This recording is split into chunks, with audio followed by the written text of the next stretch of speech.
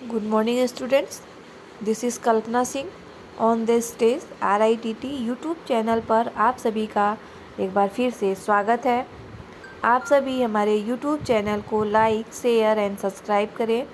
साथ ही में bell icon को भी प्रेस करें ताकि नोटिफिकेशन की जो वीडियो है आप तक पहुंचती रहे और आप हमारे वीडियो को देखते रहें। चलिए, तो आज हम एक नया टॉपिक लेके आए हैं, शिक्षा एक विनियोग के रूप में। ठीक है, तो एजुकेशन एज एन इन्वेस्टमेंट। ठीक है, तो जब धन को इसमें देखिए शिक्षा को एक इन्वेस्टमेंट के उसमें रूप में लिया गया, यानी कि विनियोग के रूप में लिया गया है। तो देखिए यहाँ पे ये है टॉपिक हमारा, जब धन को किसी काम के उद्देश्य से लगाया जाता है कि भविष्य में उसमें और अधिक धन प्राप्त हो, तो उसे हम निवेश अथवा विनियोग कहते हैं। शिक्षा के द्वारा ही व्यक्ति की धनोपार्जन की क्षमता में विकास किया जाता है, जिसका प्रयोग वह अपने भावी जीवन में करता है, और इस दृष्टि से शिक्षा पर किया गया व्यय अपने आप में एक विनियोग है। ठीक है, यूँ तो मनुष्य की शिक्षा क्या है, जीवन भर चलती रहती है। शिक्षा एक निरंतर चलने वाली प्रक्रिया है, परंतु यहाँ पे हमारा जो तात्पर्य है वो हमारा औपचारिक शिक्षा से है, जिसका नियोजन राज्य अपने उद्देश्यों की प्राप्ति हेतु करता है। इसमें मुख्य सामान्य शिक्षा, विशिष्ट शिक्षा व सतत शिक्षा आती है। सामान्य शिक्षा से तात्पर्य उस शिक्षा से होता है जिसके द्वारा बच्चों को सामान्य जीवन के लिए तैयार किया जाता है। इस शिक्षा का उद्देश्य बच्चों का शारीरिक, मानसिक, सामाजिक, सांस्कृतिक, नैतिक एवं चारित्रिक विकास करना होता है, और सामान्य शिक्षा द्वारा मनुष्य के मानवीय पक्ष का विकास कर उसे एक अच्छा नागरिक बनाया जाता है। इस क्षेत्र में किए गए अध्ययनों से पता चलता है कि अनपढ़ व्यक्तियों की अपेक्षा प्राथमिक शिक्षा प्राप्त व्यक्तियों की उत्पादन क्षमता अधिक होती है। यानी कि एक जो अनपढ़ व्यक्ति है और एक जो प्राथमिक शिक्षा ग्रहण किया हुआ व्यक्ति है, दोनों के उत्पादन में अंतर होता है। इस दृष्टि से शिक्षा एक विनियोग है। यदि हम विशिष्ट शिक्षा की बात करें तो विशिष्ट शिक्षा से तात्पर्य है सामान्यतः किसी विशिष्ट क्षेत्र विशेष में विशिष्ट ज्ञान एवं कौशल प्रदान करना होता है। आर्थिक विकास के संदर्भ में विशिष्ट शिक्षा से तात्पर्य किसी ऐसी शिक्षा से होता है जिसके द्वारा मनुष्य को अपनी जीविका कमाने योग्य बनाया जाए, जैसे वृत्ति शिक्षा, प्रोफेशनल एजुकेशन, वैज्ञानिक एवं तकनीकी शिक्षा, प्रबंधन शिक्षा। इस शिक्षा के द्वारा माध्यमिक स्तर के कृषि तकनीशियन, इंजीनियर व तकनीशियन तैयार किए जा रहे हैं, जो उत्पादन के क्षेत्र में कनिष्ठ पदों पर कार्य करते हैं, वह देश की उत्पादन क्षमता में वृद्धि में सहायक हो रहे हैं। इस प्रकार की शिक्षा की व्यवस्था से राज्य पूर्ण अथवा अंश के रूप में, यानी कि पूर्ण रूप से या आंशिक रूप से व्यय करते हैं। जन सहयोग से भी आर्थिक सहायता मिलती है और शिक्षा प्राप्त करने वाले व्यक्तियों को कुछ व्यय करना पड़ता है। इन तीनों द्वारा किए गए कुल व्यय से शिक्षा पर व्यय किया जाता है, और शिक्षा प्राप्त करने के बाद इन तीनों का होने वाले लाभ को प्रतिफल माना जाता है। इस दृष्टि से भी शिक्षा एक विनियोग है। तो देखिए, शिक्षा के विनियोगी तत्वों पर शिक्षा अर्थशास्त्रियों ने अनुसंधान किया है। उनके द्वारा निष्कर्ष निकलते हैं कि जिनमें से कुछ प्रमुख निष्कर्ष यहाँ पे दिए गए हैं। देखिए यहाँ पे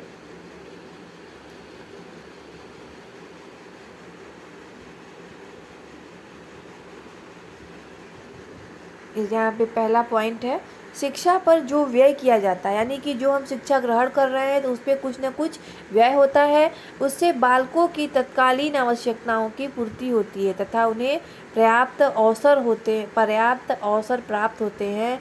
यह शिक्षा व्यय का उपभोगी तत्व कहलाता है। इसमें यह स्पष्ट है कि शिक्षा पर किए गए व्यय का तुरंत प्रतिफल मिलता है, अतः शिक्षा स्वयं में एक विनियोग है। दूसरा पॉइंट देखिए, शिक्षा भी व्यवसाय में अधिक पढ़ा लिखा व्यक्ति कम पढ़े लिखे व्यक्ति की तुलना में अधिक कुशलता से काम करता है। यानी कि एक कम पढ़ा लिखा व्यक्ति और एक अत्यधिक पढ़ा लिखा व्यक्ति अधिक कुशलता दोनों में के कामों में क्या होता है, अंतर होता है और अधिक धनोपार्जन करता है। इसके उपरांत वह अधिक धनोपार्जन करता है। इस प्रकार व्यक्ति की शिक्षा पर जो भी व्यय होता है उसका उसे प्रतिफल प्राप्त होता है और जो व्यय की अपेक्षा अधिक होता है, इसलिए व्यक्ति की शिक्षा पर किया गया व्यय अपने आप में विनियोग कहलाता है। उच्च शिक्षा द्वारा, हमारा तीसरा पॉइंट देखिए, उच्च शिक्षा द्वारा प्राप्त व्यक्ति नए विचारों और साधनों को ग्रहण करने के लिए तत्पर रहता है। उसमें नए विचारों एवं साधनों को ग्रहण करने की शक्ति भी अपेक्षाकृत अधिक होती है। परिणामतः वह निरंतर आर्थिक प्रगति करने में सक्षम होता है और सक्षम होता है। इस दृष्टि से शिक्षा स्वयं में एक विनियोग के रूप में है। नंबर 4 देखिए, ज्ञान प्राप्त करने के लिए यहाँ पे देखिए, ज्ञान विज्ञान के क्षेत्र में हुई अत्यधिक प्रगति का सीधा संबंध भी धनोपार्जन से होता है। कृषि से संबंधित ज्ञान रखने वाला व्यक्ति एक सामान्य कृषक से बहुत अधिक उत्पादन कर सकता है। उद्योग के क्षेत्र में प्रशिक्षित कर्मकार, उच्च शिक्षा प्राप्त इंजीनियर व उच्च शिक्षा प्राप्त प्रोडक्शन मैनेजर व सेल्स मैनेजर पर भी उद्योग की सफलता निर्भर होने से इनकी शिक्षा पर किया गया व्यय एवं एक निवेश होता है। अगर हमारा जो सेल्स मैनेजर है या प्रोडक्शन मैनेजर है वह अत्यधिक पढ़ा लिखा होगा, उसके बारे में अच्छी जानकारी होगी। अगर एक किसान है हमारा, तो अगर किसान को अच्छे मतलब नए नए टेक्निक्स के बारे में पता होगा तो वह अनाजों की उत्पादन को क्या करता है, बढ़ा सकता है। ठीक है, ये हमारा क्या है, एक विनियोग के रूप में कार्य करता है। ठीक है, तो व्यक्ति की शिक्षा पर किए जाने वाले व्यय से व्यक्ति की स्वयं की आय भी प्रभावित होती है, क्योंकि साधारण प्रशिक्षण प्राप्त व्यक्ति की अपेक्षा डिप्लोमाधारी व्यक्तियों को अधिक वेतन मिलता है और उनमें भी अधिक वेतन इंजीनियर की डिग्री प्राप्त करने वाले व्यक्तियों को मिलता है।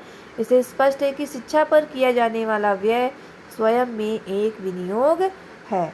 ठीक है, अब हम इस आगे देखते हैं। देखिए, इसमें नंबर 6 है, शिक्षा का व्यय करने में राष्ट्रीय आय में भी वृद्धि होती है।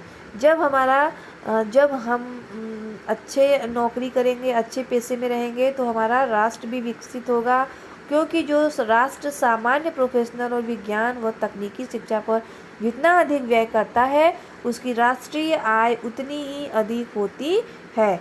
इससे भी स्पष्ट है कि शिक्षा पर किया जाने वाला व्यय एक विनियोग के रूप में कार्य करता है। इस क्षेत्र में शोधों में परिणामों से यह निष्कर्ष निकलता है कि जिन राष्ट्रों में शिक्षा का नियोजन करते समय समाज की मांग और उनके अनुकूल शिक्षा व्यवस्था करने का जितना अधिक प्रयत्न किया जाता है उसमें उतना ही अधिक प्रतिफल प्राप्त होता है। इससे स्पष्ट होता है कि शिक्षा स्वयं में एक विनियोग है। इन सब बातों से स्पष्ट होता है कि शिक्षा स्वयं में एक विनियोग है, परंतु उस पर किए जाने वाले व्यय का प्रतिफल इस बात पर निर्भर करता है कि शिक्षा योजना बनाते समय आय के स्रोत और समाज के भिन्न भिन्न क्षेत्रों की मांगों का कितना ध्यान रखा जाता है। यह प्रतिफल इस बात पर भी निर्भर करता है कि शिक्षा पर किए जाने वाले व्यय का कितना सदुपयोग किया जा रहा है, यानी कि हमने पढ़ाई की तो उसका हम कितना सदुपयोग कर रहे हैं। ठीक है, तो यहाँ पे देखिए, शिक्षा मानव मूलधन के रूप में, तो ठीक है, यहाँ पे देखिए दूसरा टॉपिक है हमारा शिक्षा मानव मूलधन के रूप में। तो यहाँ पे शिक्षा को क्या माना गया है, मानव का मूलधन माना गया है। तो देखिए, शिक्षा कभी भी समाप्त न होने वाला धन है। अंग्रेजी शब्द कैपिटल का अर्थशास्त्र में अर्थ होता है मूलधन। यह वह धन होता है जिससे विनियोग से कोई मनुष्य अधिक धन अर्जित कर सकता है। सामान्यतः कोई मनुष्य किसी उद्योग व व्यवसाय में कितना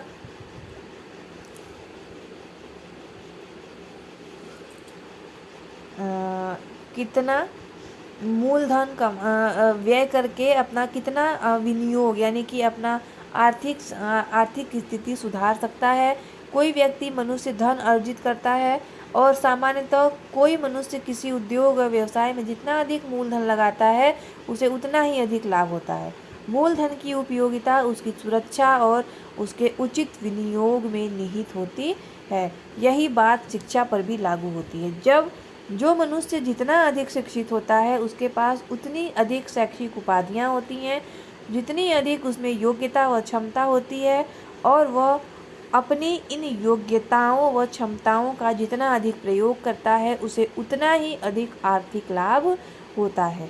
जिस प्रकार मूलधन की उपयोगिता उसकी सुरक्षा तथा उसके विनियोग में निहित होती है, ठीक उसी प्रकार शिक्षा की उपयोगिता भी उसकी सुरक्षा तथा उसके उचित प्रयोग में निहित होता है। इन दोनों में अंतर केवल इतना होता है कि धन बाह्य वस्तु होता है और शिक्षा हमारा क्या होता है, मनुष्य का अपना गुण होता है। शिक्षा क्या होता है, हमारा मनुष्य का अपना गुण होता है। ठीक है, चलिए यहाँ पे देखिए,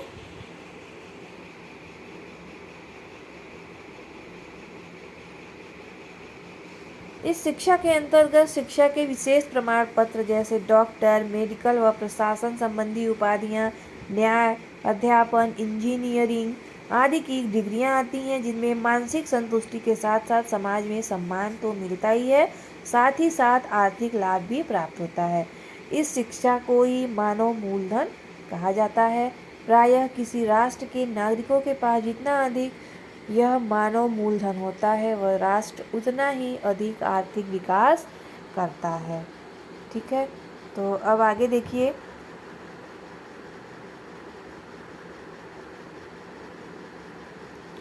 शिक्षा आर्थिक विकास के संदर्भ में शिक्षा के प्रतिफल।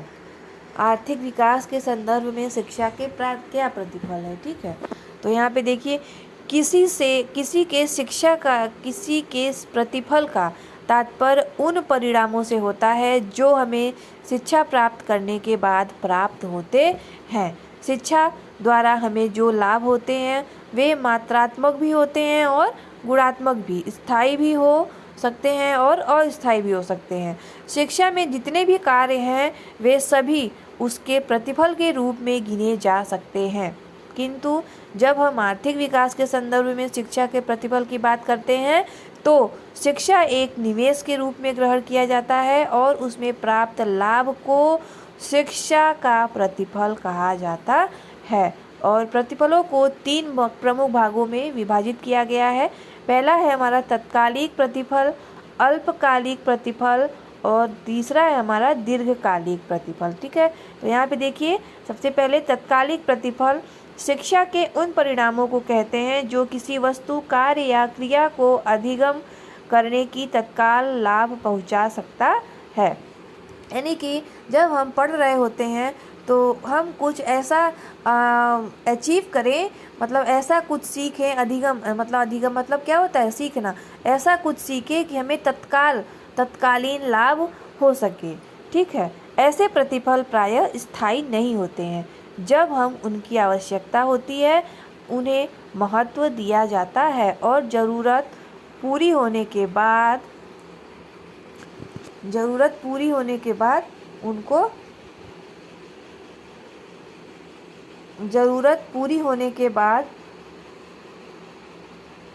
उनकी ओर से ध्यान हटा लिया जाता है। शिल्पकला, मूर्तिकला, लकड़ी का काम, घर का कामकाज और कारीगरी के बहुत से काम कम समय लेने वाले ऐसे कार्य हैं जो काम पूर्ण होते ही व्यक्ति को आर्थिक लाभ पहुंचा देता है। ठीक है, देखिए अब दूसरा पॉइंट है हमारा अल्पकालीन प्रतिफल। ऐसे परिणामों से संबंधित होते हैं